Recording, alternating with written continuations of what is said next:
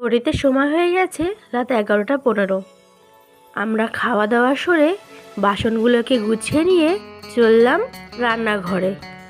দুপুরে খাওয়ার পরেও কিন্তু বাসন ধোয়া হয়নি, তাই এখন সব বাসনগুলো ধুয়ে নেব। আমি রাতের বেলা আর কিছু করি না করি বাসনগুলো কিন্তু মেজে রাখি।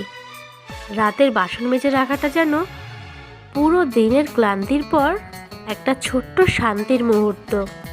রান্নাঘরটা গুছিয়ে বাসনগুলো ধুয়ে পরিষ্কার করে রাখলে মনে হয় হ্যাঁ, আজকের দিনটা সুন্দরভাবে শেষ করতে পারলাম। রাতের শেষে সব বাসন ধুয়ে রাখলে মনে হয় যেন বাড়িটাও একটা হালকা নিঃশ্বাস নিল। নতুন দিনের শুরুটাও আরও পরিষ্কার আর সুন্দর করে দেয় এই ছোট্ট কাজটাই।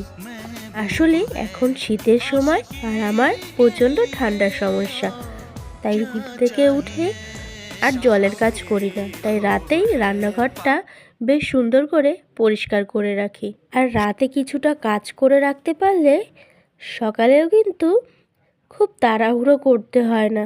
বাসনগুলো ধুয়ে গ্যাসের ওভেনটাও সুন্দর করে মুছে নিলাম। আর এদিকে কিছু ফাঁকা বোতল ছিল, সেগুলোও বালতিতে ভরে রাখলাম, কারণ সকালে উঠেই কিন্তু পাম্প চালানো হবে, তখনই আমাকে জল ভরতে হবে। রান্নাঘরের কাজগুলো সেরে লাইটটা নিভিয়ে দিলাম।